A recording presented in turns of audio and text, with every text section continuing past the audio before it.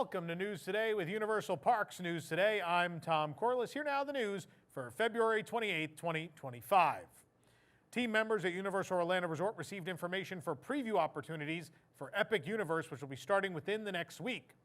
While there will be friends and family previews coming shortly, the message that was sent out this week indicated a round of previews that will be for one team member only. The message from Universal read that the first phase will be exclusive to team members from March 1st through March 7th. The second phase will include family and will be announced as details are finalized. For this exclusive team member preview phase, team members will receive one ticket they may use for entry on one day. All team members will be required to reserve their spot to attend the exclusive preview period via the external ticket distribution system. Ticket reservations already happened. That's already taken place at time of recording, and team members were able to log in and get their tickets already. Universal also said, while we're excited to give you the opportunity to experience Epic Universe, we will be enforcing a strict no-photo policy. This means photography, videography, and video calls are strictly prohibited. Any violation will result in removal from the park and disciplinary action. You can head on over to Team Universal if you're a team member to find out everything you need to know about those previews, but again, that already happened. But they will be having previews for team members and their family very, very soon. I assume those photo policies will remain in place for that, but who knows? I think that's ahead of media. I wouldn't know. We're not media because I once said something that they didn't like that was true. But anyway, I digress. They're very nice at Universal. Aerial photographer BioReconstruct flew over Universal's Epic Universe on February 21st, sharing more of a bird's eye view of the park before it opens. Park operations have taken over Epic Universe already. The park certainly looks closer to completion, with significantly less construction equipment and materials visible since our last update. There's little scaffolding remaining, opening up the spaces and making some details clear. There are colorful celestial markings on the pavement throughout Celestial Park. The photo here also shows space for expansion to Epic Universe, most notably between Super Nintendo World and Dark Universe. Captured by Bio, this aerial photo reveals an empty concrete slab in a lush grassy area near a road, and nearby blue barrels and scattered equipment hint at an Epic update underway. An arrow in the photo points to a square of concrete that may be a fireworks launch area. And the close-up shows the pad in the otherwise empty area between the Wizarding World of Harry Potter, Ministry of Magic, and Stardust Racers. The main fireworks launch area is behind the Helios Grand Hotel. Universal tested fireworks, of course, earlier this month. BioReconstruct caught a blue Universal bus seemingly dropping off team members backstage at the entrance to Epic Universe. The windmill in the foreground is part of the How to Train Your Dragon Isle of Berk, and in the upper right is the park's main entrance. Guests enter through a large golden portal, which is now seemingly complete. A green tower above the portal features elements representing each land and the golden Chronos, which powers the magic of Celestial Park.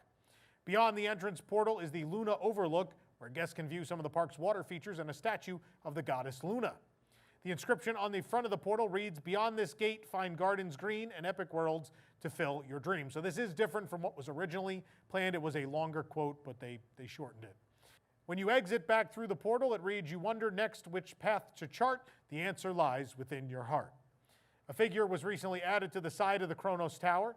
This bronze gold statue has its arms raised to the sky, and a starburst is on the figure's chest with a line of silver leading down. The exterior of Atlantic Restaurant is almost complete. Green-blue panels of glass make up the walls of the restaurant, and to the right and left are green domed roofs, which guests will walk under to reach different areas. The marquee of Atlantic remains unfinished framework, and many patches of dirt around the restaurant are also still empty. A few crew members were standing in the empty basin, which will eventually be filled with water for the diners to look out upon.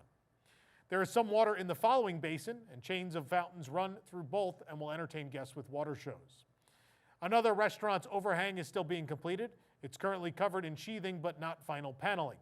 Crew members were on scaffolding below the marquee, and a small stone staircase leads down from the restaurant to a pathway heading towards How to Train Your Dragon, the Isle of Berk. This building houses a pair of restaurants. Note the two large rounded overhangs and a smaller one in between. There will be indoor and outdoor seating. Outside the restaurants, the pavement is decorated with large dotted circles and pale orange swirls. The sidewalk on the right leads through the water features of Celestial Park. Another large water basin is next to the Constellation Carousel, one of the land's attractions.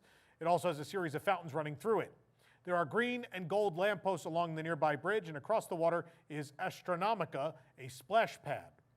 A gold tower will soon hold the Constellation Carousel sign. By the way, this is like my favorite thing in the whole park. I love this marquee piece. It's beautiful. The gold circular frame to the side is the ride's main entrance, and behind the entrance is the dome of the attraction with starry glass panels casting colors and patterns on the ground. Across from Constellation Carousel is the entrance to Super Nintendo World, where a rainbow is painted on the pavement, and the buildings to the right are a Nintendo gift shop and Pizza Moon. Kind of fitting that pizza is the transition to a land based around, a family of Italian plumbers. But either way, the front of the Oak and Star Tavern is complete with a golden leafy archway curving under windows, including a circular window inspired by the moon. Crew members were working on the walls of a flower bed currently holding a tree. Pizza Moon has golden celestial elements atop towers and a sign inspired by the George Millet, A Trip to the Moon. And between the restaurant and the Super Nintendo store is a blue brick wall. This will be a set of restrooms. Crew members were in a lift working near the top of the facade. Another large water basin is between Astronomica and Universal's Helios Grand Hotel. This will be a show fountain. Some green construction walls are at the edge of the tiered grassy seating area around the fountain. The walls are an indicator of the change from construction to park operations. Some bronze and gold metallic elements are being installed around the edge of the basin as well. Behind the construction walls are some patches of dirt within the sidewalk, and at the bottom of this photo is a bandstand where some crew members were working. There's a shooting star in the nearby pavement. One of the park's many green-roofed kiosks is a new sign reading Concierge. It's located right outside the Dark Universe entrance portals. An empty information board is outside the kiosk, and the fabric barriers in front of the kiosk feature the 5 portals of Epic Universe. Outside the Wizarding World of Harry Potter Ministry of Magic, a small kiosk with a green and red roof is topped with a golden figure. Another concierge kiosk is to the right of the entrance portal. The lampposts in this area have yet to be topped with lamps. The nearby building is the Meteor Astropub and Bar Zenith. The marquees and roofing of Meteor Astropub are nearly complete, and atop the circular Bar Zenith roof is a silver orb and a golden ring. Stardust Racers is a dual racing roller coaster in Celestial Park. Some scaffolding remains at the front of the coaster's load building around the tail of the comet decoration. The unfinished green roof on the left is the future attraction entrance. Most structural elements are completed, but crews are adding final touches. The ground around the coaster will likely get more plants, and the rockwork around the comet element will be painted with more fake moss. The pavement outside the Stardust Racers entrance features more celestial shapes, and the building at the top left of this photo is believed to be for private events. A flower bed in front of the entrance roof features a Stardust Racers sign. It depicts 2 comets similar to the decoration on the front of the building, shooting above a green element. A wall around the flower bed is not yet complete. Stardust Racers is located between the Wizarding World and How to Train Your Dragon.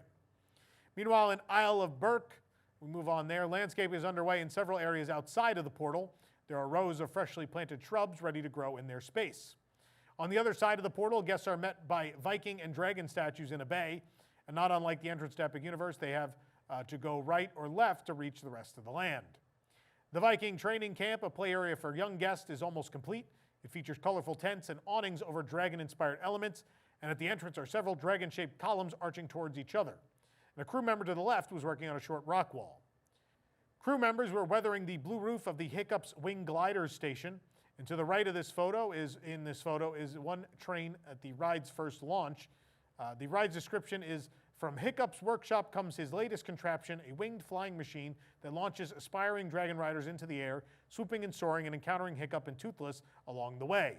Get ready to board Hiccup's Wing Gliders, a fun coaster that invites Vikings to prove they're brave enough to speed through the sky with dragons." Crew members in lifts were working on the coaster's entrance and adjacent gift shop. The scaly entrance building features a large dragon head jutting out of the front, and the exit gift shop is Hiccup's workshop. A series of hills and cliffs are dotted with colorful dragon houses. Guests will see dragons poking their heads and tails out of some of these houses, and you might spot a few in these photos. A long stretch of concrete is freshly painted to make it look more like dirt. Across from dragon houses is the entrance to Mead Hall. It features Viking statues flanking the front doors.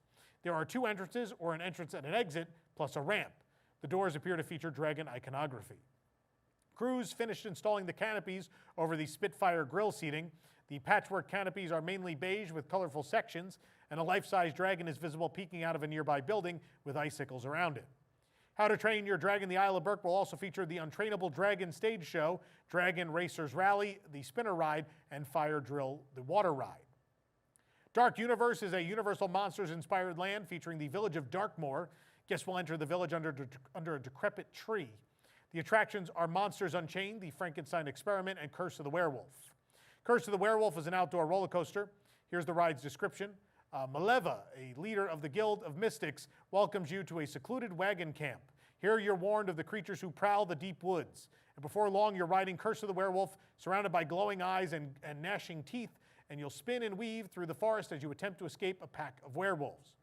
Crew members were securing safety nets around a tight turn of the coaster over a pathway. I want to just mention real quick, for those that don't know the whole story, this section of the park, there was supposed to be another sort of full-fledged attraction, if you will. Not that the coaster isn't. But in the original plans, there was a show here.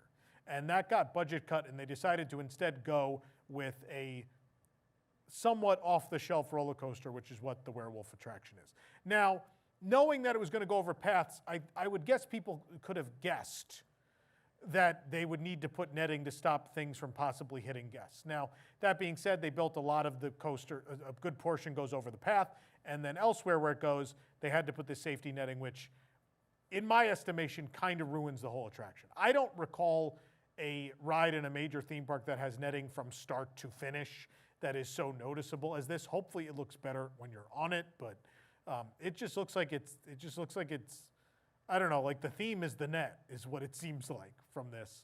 So it's a shame that we live in an age where you have to worry about people dropping things so you have to do this. But unfortunately, this is what it's going to look like. Meanwhile, construction appears to be complete in the village. There are trash cans and recycling bins throughout. It looks like crews are still putting the final touches on the exit gate to the left of Dark Universe's portal. There are fences around the back of the gate and a lift vehicle in front, and barriers block the pathway. A production team was in Darkmoor filming for Epic Universe as well. A cart of equipment was parked under a hanging cage with a skeleton inside, and another cage seemingly covers a gravesite. However, it looks like something has broken out. At the back of the land is Frankenstein Manor, where the Monsters Unchained attraction is. A large show building spreads out behind the mansion's facade. There is scaffolding around the show building, and these areas are meant to be hidden from guests, which may mean crews are working on extra theming to hide those walls. Near the manor is DeLacy's Cottage, a quick-service location. Snacks will include cinnamon bites and pretzels. There's expansion space behind Monsters Unchained. It was recently seeded for grass. The Wizarding World of Harry Potter Ministry of Magic is set in the 1920s Paris, inspired by Fantastic Beasts' The Crimes of Grindelwald. Crews have been adding awnings and other final details to the facades over the past few weeks. The red tent in the center of the land is the entrance to Le Cirque Arcanus, a circus show. Red chairs are lined up under a striped awning outside of a hotel facade. And next door is La Galeries Mirifiques, a gift shop. And look close and you'll see some vintage-style props in the windows. Another facade features Coupe de Quidditch and Eiffel Tower signage. This is above the entrance to Patisserie Matagot. Blue awnings to either side also feature the patisserie's name. And down a side street, you'll see signs for Can Carcole. The entrance of Le Cirque Arcanus is complete with the 3 tapestries on poles creating an archway. The ones to the side advertise the Maledictus and Oni Oni. There are barrels, boxes, and other props outside, and a poster is outside the entrance as well. Scaffolding has gone up on the back of a facade out of guest view. This may mean some structural work is being completed. A billboard at the end of one street advertises Butterbeer, aka Birabeer, and paintings on a nearby facade depict the Egyptian pyramids and Sphinx. In the center of a square is a green structure with a gold domed roof. There are 4 trees, one in each corner of the square, and crew members were working all around this area. The awnings of the land have already collected some rain. The arrow in the photo you're looking at now points at a sidewalk planter staged for installation. Another is by a lamppost on the other side of the red awning. Inside a courtyard of the land are chairs stuck above an archway, and 2 globe-shaped signs hang from nearby facades. A few crew members were working on the green arched exit of the land. A lift vehicle is parked under the portal, and behind the portal is the Phoenix Arch, which acts as the barrier between the Muggle world and the Wizarding one. Yellow arrows in the photo point at newly added signs behind the portal. The signs are still wrapped in plastic. On the other side of the Phoenix Arch is a giant golden phoenix. Though scaffolding is gone from this area, a crew member in a lift was working on some theming next to the phoenix. Super Nintendo World is one land we're already pretty familiar with. Though the Epic Universe version will have some unique elements, versions of Super Nintendo World already exist at Hollywood and as well in Japan, which is almost near identical to this version. Outside the actual land is a Super Nintendo store and Mario fountain. The fountain is now operating with water pouring between spinning gold coins. The store's exterior features stone carvings of Nintendo characters like Yoshi. A rainbow and superstar on the pavement lead guests into Super Nintendo World's portal. And unlike Japan or Hollywood, the guests will enter by going up an escalator. Some pipe pieces above the portal are awaiting installation. The tent and tables outside the portal are likely for a team member preview check-in. Super Nintendo World at Epic Universe will open with both the Mushroom Kingdom, which is Super Mario Land, and Donkey Kong Country. The latter area opened at USJ late last year. It's located behind the Mushroom Kingdom through another arched entryway. The Donkey Kong roller coaster is Minecart Madness, which Bio caught people riding during a team member preview. The preview means the land is mostly complete, but there are some final details to be added. For example, a cart next to the ride track appears to be missing a roof. In the photo here, the platform in front of Donkey Kong's house will be a meet and greet space, and next door is the Bubbly Barrel quick service location, and the airplane is the Funky's Fly-In Buy gift shop. Some of the walls around Donkey Kong Country are painted like a jungle, and there are both fake and real trees, creating a transition between the mural and the trees of Super Mario Land. The pavement is painted to look like sandy desert floor. Water is in a pond that Minecart Madness will splash through, and steam rises over the track. In the photo here, 3 ride vehicles are visible on Minecart Madness. The ride is uniquely designed to make it look like the minecarts are jumping broken sections of track while the real track is hidden underneath.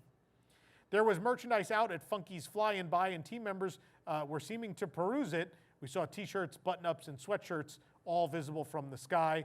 And this is where I need to drop down and get my button-up before everyone buys them all. The large building behind Super Mario Land and Donkey Kong Country is the show building for the land's main attraction, which is Mario Kart Bowser's Challenge. Guests will enter the ride through Bowser's Castle. They'll enter the land through Princess Peach's. Crews recently finished painting the exterior walls of Super Nintendo World with green hills. A few mushrooms seem to be missing their tops, but that may just be a section that's out of guest view that it doesn't matter. There were no construction vehicles or materials on site during the preview. It looks like some team members were even playing the land's key challenges with their power-up bands. The one in the center here is the Piranha Plant Nap Mishap, my personal favorite. Team members were entering Bowser's Fortress for their preview, and some team members wearing the ride's race-inspired costumes are visible. And to the right is Mario Motors, the ride's gift shop. Peach's castle was finished with a stained glass window and pink banners. The gazebo to the left will be where she will meet guests, and a staircase leads down to the rest of the land. Toadstool Cafe is in the lower level. Yoshi's Adventure, a ride that doesn't exist in Hollywood, didn't appear to be running for the preview, but you could see it there. Yoshi himself is visible encircling a tree in the upper right of this photo, and the land is full of dynamic elements like spinning coins. Also on the lower level is the One-Up Factory, the main gift shop. The central platform is where Mario and Luigi will meet guests.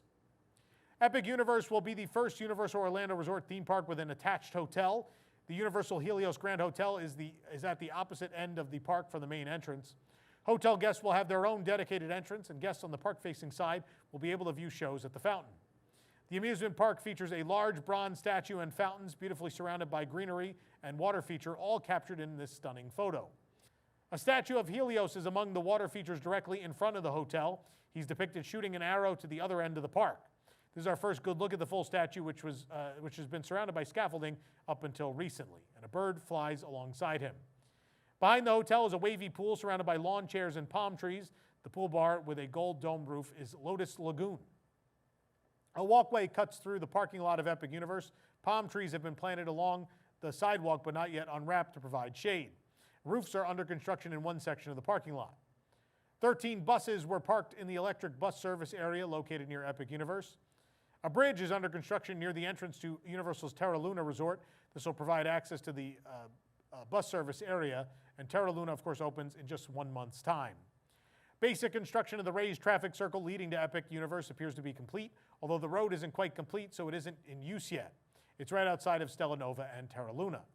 Crews were installing lights along the traffic circle. Lines have yet to be painted on the road as well, and traffic cones outline the paths below. Of course, Epic Universe will open on May 22nd. Previews, though, are coming, as we just talked about. And pass holder previews cannot be far behind, so we'll be getting a look inside real soon. And it's sad because it means no more Bio-Reconstruct aerial updates to show progress because it's done. No more. Despite rumors that attendance at Universal Orlando Resort would spike during the opening weeks of Epic Universe, all 3 hotels surrounding the new park still have rooms available to book during the opening week and throughout the summer. The Epic Universe theme park at Universal Orlando Resort again will open on May 22nd. The park will include those 5 themed lands, which we just previewed. Along with the new park, Universal is constructing 3 new resort hotels in the nearby area to handle suspected increase in demand. Unlike the current hotels located closer to the old parks, the Epic Universe hotels are within a short few minutes of the new park, and in the case of the Helios Grand, they are actually in the park or connected to it. Due to the widespread anticipation of Epic and its grand opening, rumors have suggested that the overall attendance at Universal Orlando will spike for the first few weeks following that grand opening. However, as of the reporting of this story, all of the resorts surrounding Epic Universe still have rooms available at some of their lowest rates. The most notable of the 3 new hotels is the Universal Helios Grand. As this hotel is connected to Epic, it's also scheduled to open on May 22nd. A 2-night minimum stay was required for the opening weekend, but not for stays after that. The opening weekend did sell out. Universal stated the starting price for this hotel would be $293, but we will note you will be hard-pressed to find that rate anywhere on the calendar, no matter how far in advance you are booking. Most of the rooms on the opening week are in the $600 price range, at least what remains at this point. When checking the website, you'll still see that availability throughout the opening week, in fact, just not on that opening weekend. But we are seeing availability even on Memorial Day, the actual holiday, and the 27th and the 28th, the sort of the spillover of that holiday still available, and multiple room types are available on said holiday, May 26th. The other 2 resorts in close proximity to Epic Universe are the sister resorts of Stella Nova and Terra Luna. Stella Nova opened on January 21st, and of course we have a full tour of all of that on our website and here on the channel for you to enjoy. The Terra Luna Resort was originally scheduled to open on the same date, but it was later pushed back to March 25th. Both Stella Nova and Terra Luna are considered prime value resorts and currently offer rooms at a cheaper price than the Helios Grand, as you'd imagine. That being said, we are seeing prices lower than they have been before the park is opening for both Terra Luna and Stella Nova. The week of opening week, we got a $107 night rate at one of these hotels. That is cheaper than we are paying to stay there before the park even opens, mind you. The ability to still book rooms at all 3 of the resorts at Epic Universe and on that opening week and beyond raises questions over whether demand is as high as Universal would like it to be.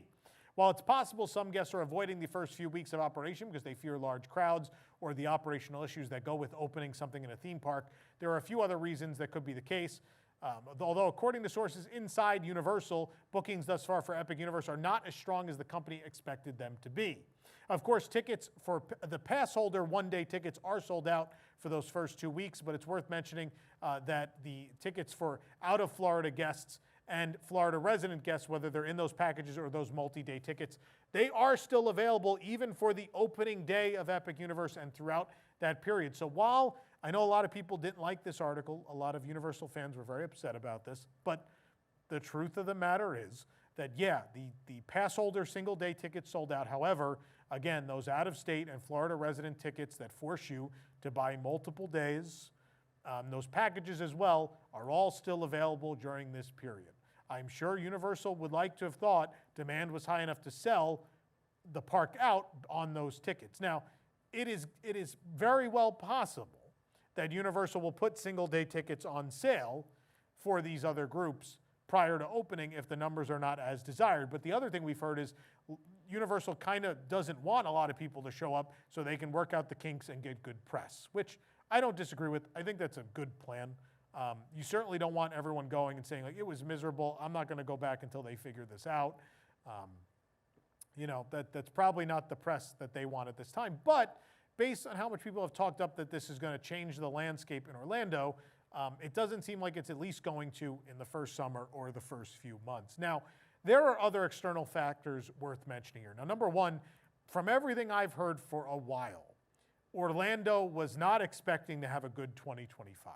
They knew there was going to be a domestic downturn in travel. They knew that. And so, you know, I think it's unfortunate that that's when they chose to open Epic. I think it'll end up working out for them. You know, I think some fans are taking it way too personally and think this is some sort of attack. But this is just the truth of the situation. This is how theme parks go. You know, the best theme parks of all time have opened to not great results. Epcot Center had a hell of a hard time when it first opened. That certainly wasn't a knock on the quality of Epcot Center. It was more that, you know, number one, timing was bad, and number two, they had a hard time marketing it to people. People didn't understand what it was, and maybe people don't understand that there's a fourth theme park at Universal opening. Maybe the marketing hasn't done enough just yet for people to figure it out.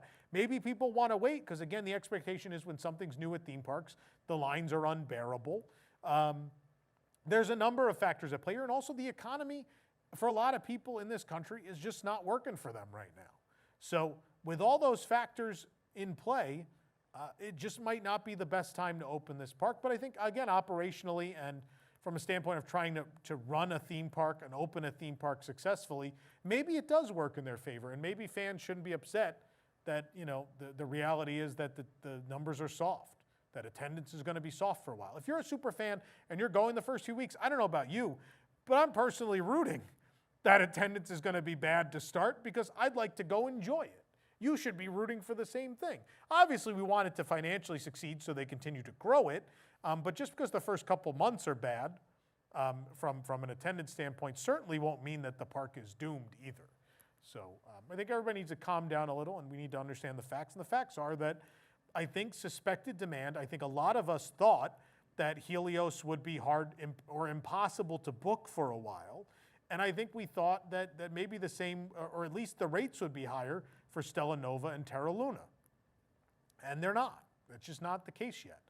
It's also worth noting that summer has been historically slow for the last couple of years as well. You know, I know we like to think of Orlando, oh, people are going on a summer vacation. The world figured out a long time ago that Orlando is a miserable place to be in the summer. And so they kind of try to avoid it. And my guess, my educated guess is Horror Nights is a destination. People are going to come for Horror Nights. And no one's going to come for Horror Nights and not want to see Epic Universe. So my thoughts are September, October, August, and late August, you're going to see a big spike at Epic. That's when that park's going to hit its miserable point. It's not going to be those first few weeks. It's going to be then, and maybe 4th of July too. But I think really you're not going to see it until late summer. But we'll wait and see. I might be wrong. The world might be wrong. Who knows? We'll have to wait and see. But at least what we're seeing booking-wise and what we've heard from internal sources that would know, it's not what they thought it was going to be yet. And they knew they were pushing people a little bit with those 3-day tickets. They certainly knew that, but they decided to push forward with it anyway. And I think some of this is pushback. Some of this is guests absolutely telling you, hey, we don't like this. I'm not buying tickets to somewhere I don't want to go. And I think that's a big part of it. I do agree with people to the extent that I think if one-day tickets went on sale, it would help them a lot, but maybe it's help they don't want at this point. Universal Orlando Resort has confirmed that How to Train Your Dragon, the Isle of Berk at Epic Universe will have flying dragons. In a Discover Universal blog post, Universal states, the dragons that rule the skies are a sight to behold as well, and you can watch in awe as they soar above you while you make your way around the theme park to each of the thrilling attractions in Isle of Berk. An accompanying piece of concept art depicts dragons flying over the land as well. Dragon drones have been spotted testing in that area in the past.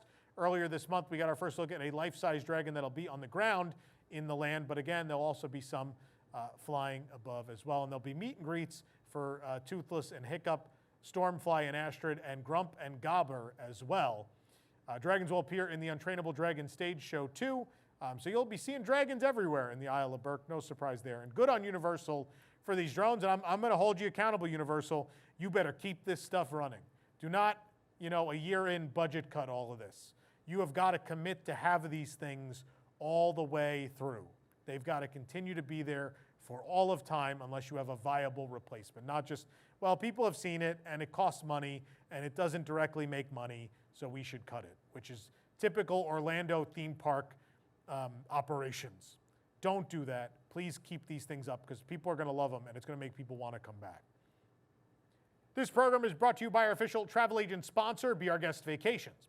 Your dream vacation begins with Be Our Guest and their concierge team of expert vacation planners. The best part is their concierge services are 100%, there's no one hiding in the room today, free. Head over to beourguestvacations.com/WDWNT and their team will design your next epic vacation from the Universal Parks, including Epic Universe, to the Walt Disney World and Disneyland Resorts, Disney Cruise Line, Virgin Voyages, Royal Caribbean, and more. A ticketless entry system has been implemented for annual pass holders at Universal Studios Florida after the test period was conducted. We first observed the ticketless entry system being implemented on February 19th. During our park visit, we did notice that some team members were still scanning physical passes as well.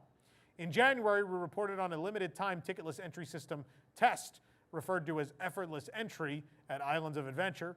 The system was being tested at the passholder exclusive entrance to the park. To enroll in the ticketless entry, passholders first had to have their ticket at the park entrance and then smile as the system creates a photo template that will then be used to verify their identity. Once enrolled, they no longer need to scan their physical pass. Universal Studios Florida does not have a passholder exclusive entrance except during passholder appreciation days, so ticketless entry is available at any line. When approaching the entry, the screen reads welcome and then proceeds to open the camera with the phrase smile as the system verifies the passholder's identity. Once verified, the camera screen closes and shows a green check mark. Effortless entry is also available when using the Universal Express Pass. After enrolling in photo validation, guests can use the effortless entry system at select attractions without the need to scan that physical Express Pass. More information on effortless entry and photo validation can be found on the Universal Orlando Resort website. We now know the launch of second-generation interactive wands will include new wands, new spell locations, enhanced spell casting, and connectivity with the Universal Play in the Universal Orlando Resort app. Of course, we reported on rumors of these new interactive wands since last spring. We also reported that the new spell cameras were installed throughout the existing Wizarding Worlds last summer. The updated experience will launch at Hogsmeade and Diagon Alley on March 1st, and then at Place Cachet in the Wizarding World of Harry Potter Ministry of Magic at Epic Universe on May 22nd. The all-new collection includes 4 new designs of second-generation interactive wands. They will give guests an enhanced wand magic experience, including features like illumination effects and haptic vibrations custom to each spell, so you can actually see and feel the results of your spell casting. As usual, each wand will include a spell map. It will also include information on how to connect to Universal Play. There will also be 5 new interactive wand locations throughout Hogsmeade and Diagon Alley, bringing the total number up to 30. The existing locations will also be enhanced with new visceral casting, special effects, and magical spell books that provide guidance at select locations. With Universal Play and second-generation interactive wands, guests can embark on adventures in all 3 Wizarding Worlds. Universal's examples include Nocturne Alley encounters, perfecting elemental spells, and learning pranks. Users will unlock exclusive adventures to further develop their magic skills. Users will also unlock achievements as they continue to master spell casting. These include making it to the top 10 Wizards of the Daily Leaderboard, successfully freezing pixies, and even failing at spell casting. For example, new interactive wand location in Nocturne Alley will have guests face off against a Dementor. If they fail, they get an achievement. Achievements will be listed in users' collections with spells they've mastered. Universal also teased secret spells. As guests grow more powerful, their wizard level will increase. Universal Play will provide a digital map of all 3 Wizarding Worlds to make finding spell and adventure locations easier. Guests can customize their wizard profile through the Universal Play in the Wizarding World of Harry Potter. They can choose a wizard name, an avatar, Hogwarts house, and Patronus. Universal Play in the Wizarding World of Harry Potter also provides a community connection. You can earn Hogwarts house points and see your house's progress. You can show off your wizard score and follow other wizards' profiles, and the House Cup is virtually awarded daily. Presumably the new, I'm going to butcher this, Kazam Akajor Baguettes Magiques wands revealed a week ago will be second-generation interactive wands as well, but we'll have to wait and see. The rumor is that this was going to make the old wands obsolete.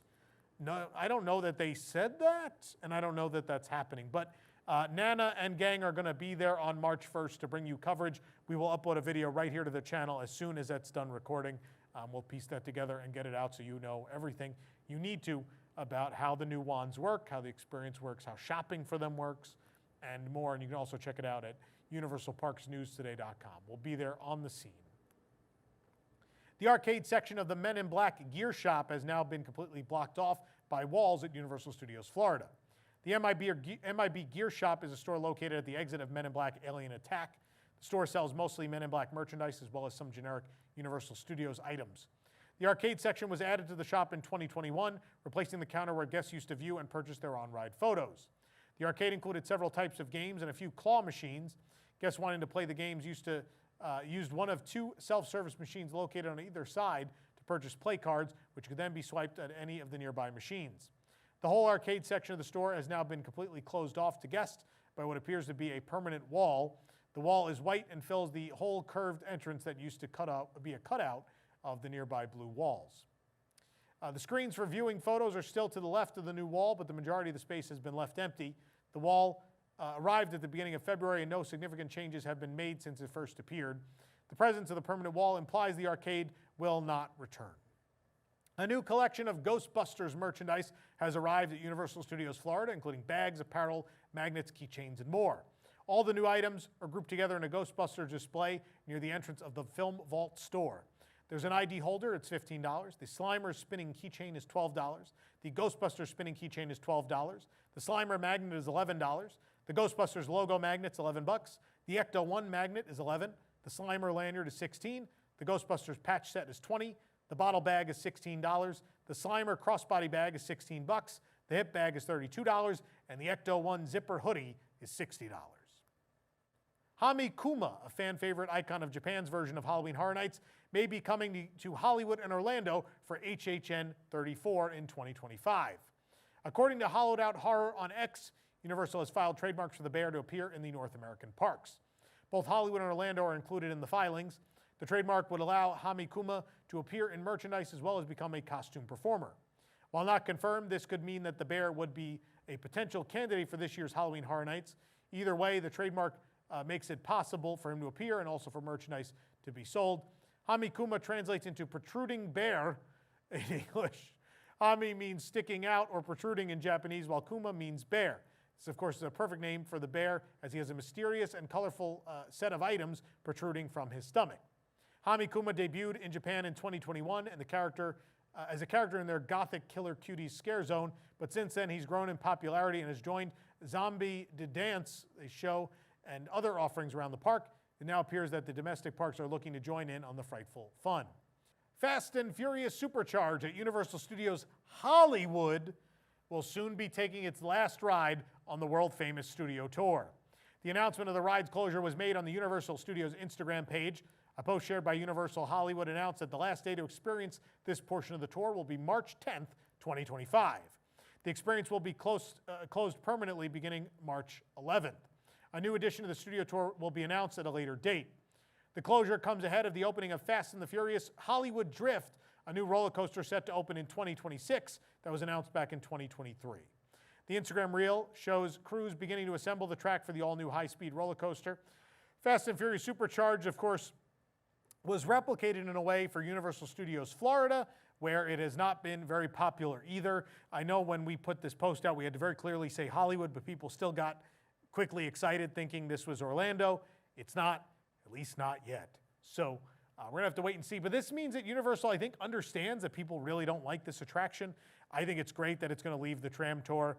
We'll get something new there. This is wonderful. And I think it means Orlando is next. I know we posted rumors that it was not going to reopen after Horror Nights last year because that was talked about. That was discussed and ultimately decided against. So the question is, I mean, Horror Nights probably going to use that space again this year. Will it be the end? We will have to wait and see. I think they'd like to wait to find a actual attraction replacement for it before they do that, but nonetheless, we will wait and see. But I think this does mean the end in Orlando is very close. Universal Studios Hollywood announced that Glinda and Elphaba from Wicked will meet guests during Universal Fan Fest nights. Universal Studios Hollywood shared a short reel on Instagram announcing the news of the meet and greet. They shared the reel showing Elphaba and Glinda making their appearance, and an additional date of May 15th has been added to the event. Universal Fan Fest nights take place from April 25th through May 18th. The all-new after-hours event highlights different fandoms, including Star Trek, Back to the Future, Dungeons & Dragons, One Piece, Jujutsu Kaisen, The Wizarding World, Harry Potter, and Super Nintendo World, and I guess now Wicked. Wicked has randomly been added to this. At Universal Studios Florida, Glinda and Elphaba previously met with guests during a surprise meet and greet in November of 2024 at Wicked The Experience. The two met periodically in the lobby as well, and now you'll be able to meet them in Hollywood. This event keeps getting better and better, and also I'm more and more scared that I'm not going to be able to see it all, even with 2 nights of tickets. But nonetheless, very excited, and I can't wait to see this. Meanwhile, Universal Studios Japan has announced a Wicked celebration coming to the park in honor of the country's theatrical release of the film. Wicked was released in the United States on November 22nd. However, the Japanese release date is still not upon us. It's March 7th. Universal Studios Japan plans to celebrate this release with a meet and greet, special treats, exclusive merchandise, and a special costume exhibit. Guests will be able to meet and take photos with Elphaba and Glinda during the celebration from March 7th through December 31st of this year. The pair of witches will be located outside the ride exit of Hollywood Dream. Guests can also try the new churro inspired by Elphaba and Glinda, featuring a peanut butter flavor, which is the first-time flavor for the park. This will be available at the food cart in front of Universal Monsters Live Rock and Roll Show. All merchandise will be available at Universal Studios Select beginning March 7th, including an Emerald City tote bag, Wicked pouch and stainless tumbler, Wicked t-shirts, and a Wicked keychain.